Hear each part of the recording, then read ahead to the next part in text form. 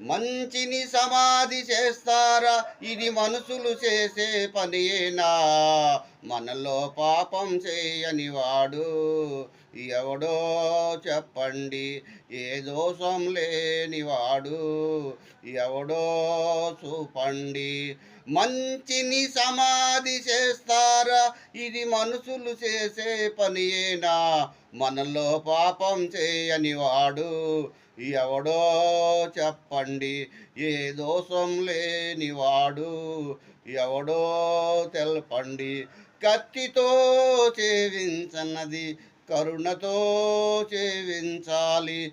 కక్షతో కాని భిక్ష క్షమాభిక్షతో సాధించాలి. తెలిసి తెలియక కాలు జారితే చేయూతనిచ్చి నిలపాలి. మనల్లో కాలు జారని వారు ఎవరో చెప్పండి. ఏ దోషము లేని వారు ఎవరో